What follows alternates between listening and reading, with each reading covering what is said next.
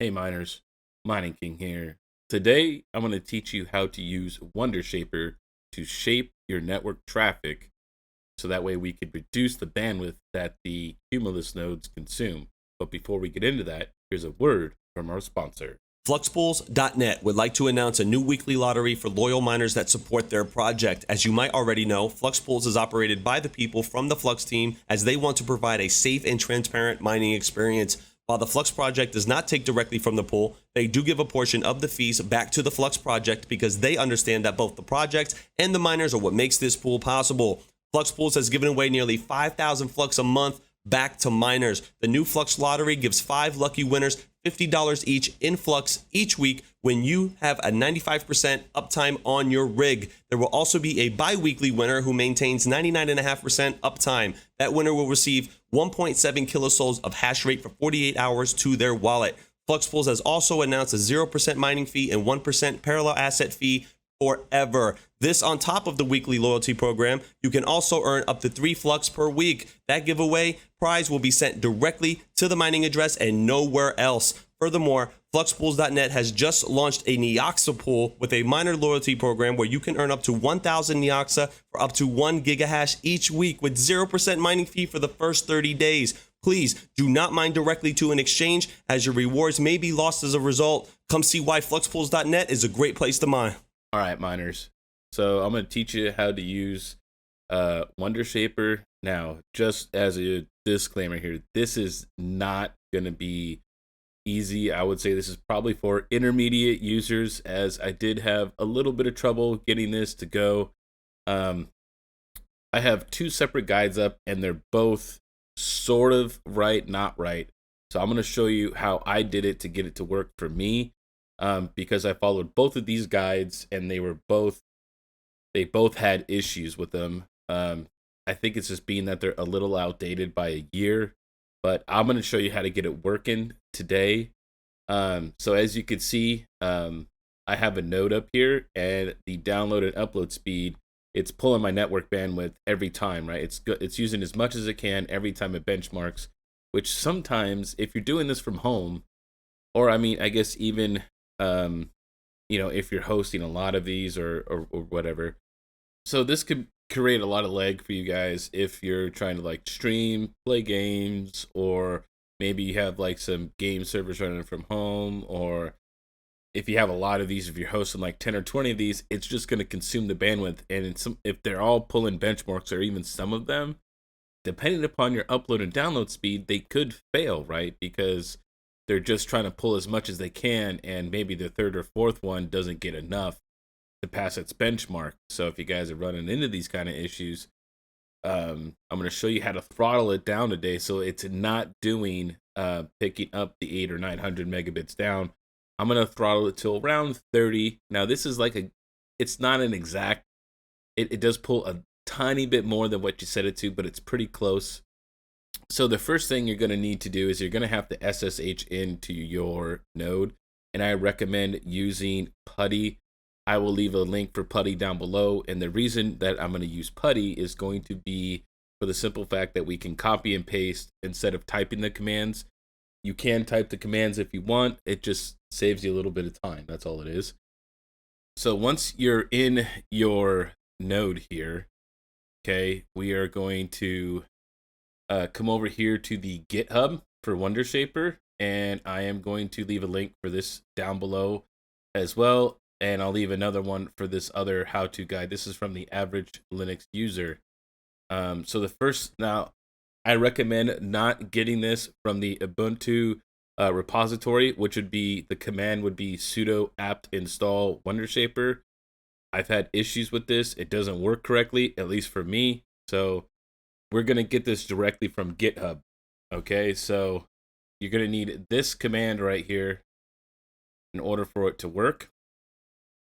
Now, if you do not have GitHub on your Flux node, you will have to do sudo apt install git. So you may need to run that command first. But if you have a Flux node, you should already be okay with this. So once you copy it, with Putty, you just need to hit the right click of your mouse, okay? and then it's going to download all of the files from the GitHub repository. So the next step we need to do is cd Wondershaper, which is going to put us in the folder of Wondershaper. Okay, so now we're in there. So the next command is going to be sudo make install. So if you're not familiar with Linux, anytime you do sudo is for root, which is like administrative user. So we're going to hit enter. Okay, before we run the config, so I was jumping ahead of myself a little bit. So we need to actually grab the IP address here and figure out our IP and stuff. So we're going to do IP ADR show. Okay, and now that's going to give us a bunch of breakdowns here. But the main thing we're going to look for is our connection right here. So mine, you'll have a different one if you're using Wi-Fi. So just be careful which connection you're using. I'm using hardline, so that's why it says Ether right here. It's Ethernet. So mine is ENS 160. We're going to come over here and we're going to copy this config file, but we are going to change it a little bit of it. So it says sudo vim etc. We're going to not use vim because I don't like that. I like nano. So we're going to come over and delete that and hit nano and hit enter. Now, where it says iFace, this is the adapter that we looked up, right? So this is going to be the ENS 160 is the adapter, right, for my Ethernet, for my nodes. So now this is where people get a little lost, right? This is in kilobits per second. So you're going to need to do the math for whatever you want to throttle, right? For whatever you want to throttle your nodes or anything else in this, right? It's in kilobits per second. So the math, I'm setting mine to all around 30 megabits, right? So it's going to be 30, 70, 20 is how many kilobits per second that it is. Okay, because I'm giving a little bit of headroom, like a couple of megs in case there's like an issue, right? So far they've all been around like 28 to 30, maybe a little above 30, like 32. So it gets it right there in the sweet spot. So I wanted a little bit extra. So we set the configuration file. So once you set this inside of Putty, you're going to hit Control X. And then it's going to ask if you want to save this. You're going to hit yes. And then it's going to have the file name. And then you're just going to hit enter. Right? So now we're back to our command line. Now we need to make a service file. Now this is where I don't like the GitHub. So it just tells you to enable the service, and then it doesn't even create the service file. So you do need to create a service file, which is why I like this how-to from the average Linux user. But because for some reason it put it in the local sbin, we have to make a change real quick. Because this is where I couldn't get to work for the longest time, but I figured it out. So we're going to right click, and then we're going to hit enter. Okay, now we need to go back to the original GitHub, and we're going to scroll up, and you're going to see wondershaper.service. Okay, this is, you need to come over here and actually copy all of this so that way it works correctly. We're just going to right click and hit copy. Right, and then we're going to come back over here and just do a right click, which is for pasting it. But now you'll see here it says user /user /sbin /Wondershaper. We know that it's in local, right? This is why it wasn't working for me, because all these defaults wasn't picking up the correct folder location, is why I was having problems. So we're going to use our keyboard and come up where it says sbin, and right on S, we're going to type local. Gotta move my mouse so I can see here, local /. I'm going to come down to this one down here, do the same thing, local /. And just like the other file, once we're done typing, okay, we're going to hit control. You're going to have to hold control and hit X. It's going to ask if you want to save. You're going to hit Y for yes.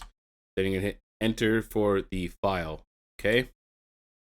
Now what we're going to do is we need to enable the service, which what that means is every time that the system or the VM or just even your bare bones Ubuntu machine, when you enable the service, what that does is every time it restarts, it automatically starts Wondershaper for your networking. Okay, so we go back to the main GitHub page here for Wondershaper, and we're going to scroll down, and we're going to come down here to this command, the sudo system enable now Wondershaper.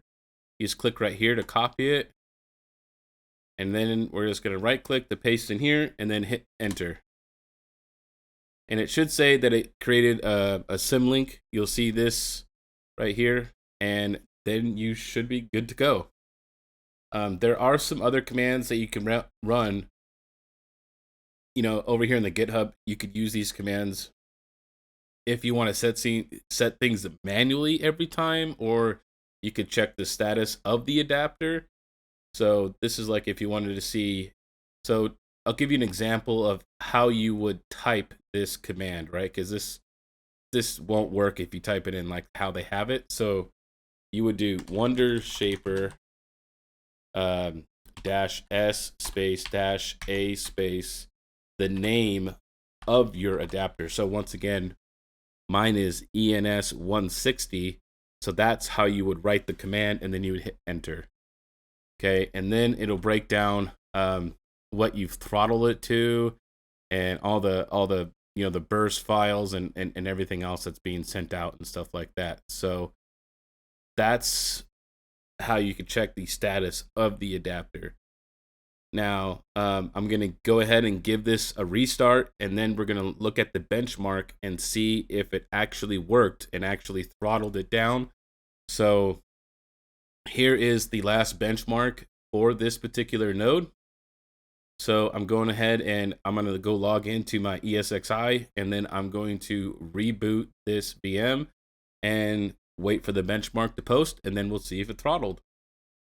Okay, guys, so here we are. The benchmark has finished, and as you can see, we're right around 30 megabits per second. We're at 31.93 for the down and 30 for the upload. So all of my nodes now have successfully been throttled down, so that way they're not pulling the full bandwidth every time they test. Let me know how you guys like this video, if you guys need some help. I know this is a little bit more on the intermediate level. This isn't going to be for everybody. Let me know how you guys like this. If you guys are interested in this kind of content, leave a comment down below. All right, guys, this is the Money King giving you the most ashes, and I'll see you next time.